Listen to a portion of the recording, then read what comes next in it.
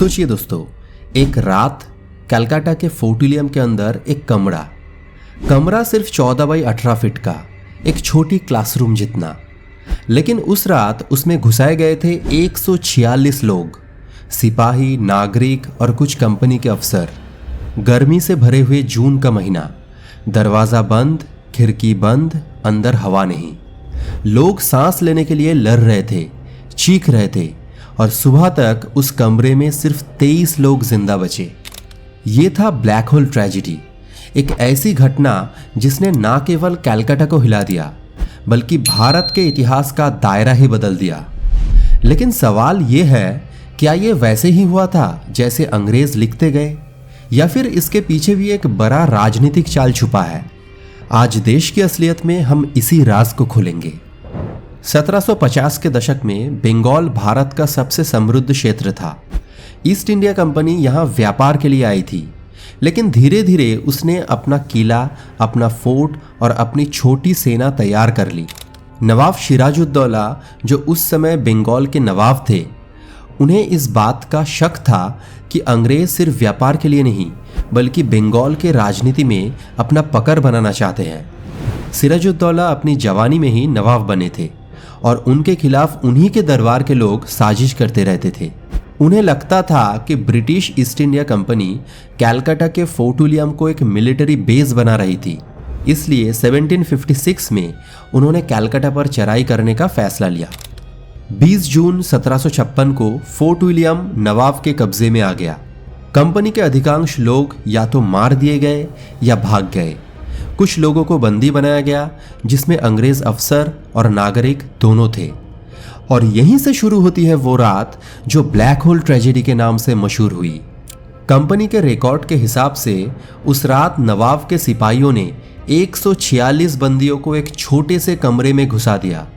कमरा इतना छोटा था कि 20 से 25 लोग खड़े होकर रात बिता सकते थे, लेकिन उसमें 146 लोग ठूंसे गए।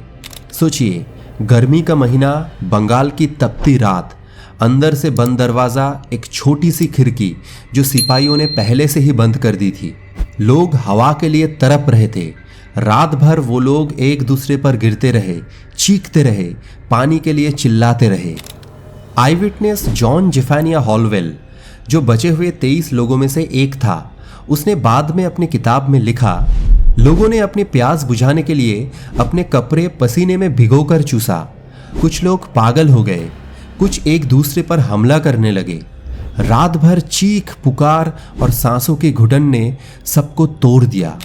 सुबह जब दरवाजा खोला गया तो अंदर का मंजर देखकर सब सन्ना रह गए। 123 लाशें कमरे में बिखरी पड़ी थी। सिर्फ 23 लोग जिंदा बचे, वो भी बेहद कमजोर और जख्मी। अंग्रेजों ने इस घटना को इनह्यूमन एट्रोसिटी कहकर दुनिया भर में फैला दिया, और इसी ट्रेजेडी ने अगले साल होने वाले बैटल ऑफ प्लासी के लिए एक साइकोलॉजिकल जस्टिफिकेशन बना दिया। लेकिन दोस्तों, असली राज यहीं से शुरू होता है। सबसे पहला सवाल, क्या वाकई ही 146 लोग थे? मॉडर्न इतिहासकारों का कहना है कि हॉलवेल ने अपने रिकॉर्ड में संख्या को बढ़ा चढ़ा कर लिखा। कई इतिहासकार कहते हैं कि अंदर सिर्फ 60 से 70 लोग थे, और मरने वालों की संख्या भी उतनी नहीं थी जितनी हॉलवेल ने लिखी। हॉलवेल एक अफसर था और उसके लिए अंग्रेज कंपनी को बंगाल में अपना राजनीतिक पकड़ बनाना जरूरी था, इसलिए उसने कहानी को और भी भयानक बनाकर पेश किया। दूसरा सवाल, क्या सिराजुद्दौला इसके जिम्मेदार थे?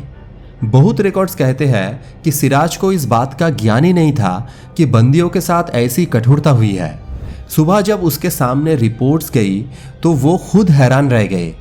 मतलब ये ज़्यादा संभावना है कि ये उसके सिपाहियों की मनमानी थी, जो या तो गुस्से में थे या बदले में।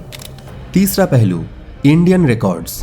आपको जानकर हैरानी होगी कि इस घटना का कोई डिटेल्ड इंडियन रिकॉर्ड नहीं मिलता।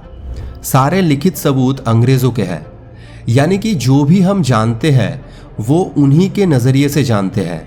और इसी वजह से कई इंडियन इतिहासकार मानता है कि ब्लैक होल ट्रेजेडी को एक प्रोपेगेंडा के रूप में यूज़ किया गया। फिर भी एक बात स्पष्ट है, चाहे संख्या 146 हो या 70, जो भी हुआ वो इंसानियत के खिलाफ था। घुटन से मरना, पानी के एक बूंद के लिए तरसना वो भी रात भर, एक दर्दनाक हकीकत है। अंग्रेजों ने बाद में इस घटना को अपनी राजनीति का हथियार बनाया। 1757 में बैटल ऑफ प्लासी हुआ। रॉबर्ट क्लाइव ने सिराजुद्दौला को हरा दिया मिर्जाफर की गद्दारी की वजह से, और बंगाल ईस्ट इंडिया कंपनी के कब्जे में आ गया। ब्लैक होल ट्रेजेडी का जिक्र कर करके उन्होंने ब्रिटिश जनता को बताया कि बंगाल पर कब्जा करना ज़रूरी है। आपको ये भी बता दूं, अंग्रेज़ों ने बाद में इस जगह पर एक स्मारक बनाया, ब्लैक होल मेमोरियल। ये कलकत्ता के राइटर्स बिल्डिंग के पास खड़ा किया गया था, जिसमें मरने वालों का नाम लिखे गए। लेकिन भारत आज़ाद होने के बाद 1947 में इसे तोड़ दिया गया, क्योंकि भारतीय लोग मानते थे कि ये एक ऐसा स्मारक है जो अंग्रेज़ों के प्रोपेगेंडा को ग्लोरीफाई करता है।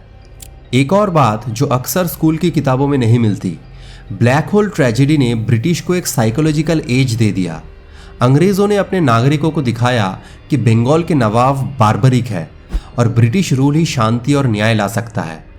ये एक तरह का जस्टिफिकेशन था जिसमें इंसानों की मौत का इस्तेमाल राजनीति के लिए किया गया। आज के इतिहासकार कहते हैं कि हमें हॉलवेल के रिकॉर्ड्स को ब्लाइंडली एक्सेप्ट नहीं करना चाहिए। उसने खुद लिखा कि वो एक खिड़की के पास खड़ा था जहां से थोड़ी सी हवा मिल रही थी और इसी वजह से वो जिंदा बचे।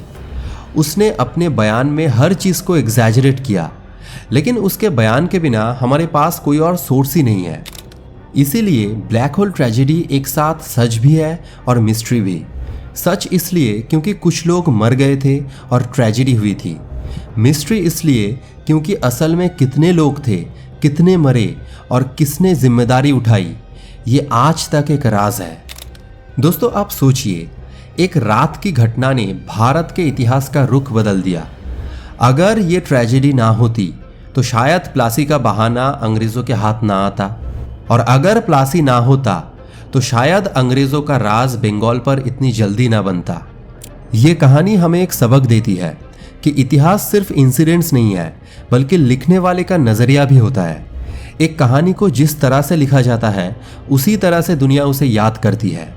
ब्लैक होल ट्रेजेडी एक मिसाल है कि कैसे एक दर्दनाक रात को राजनीति का हथियार बना दिया गया।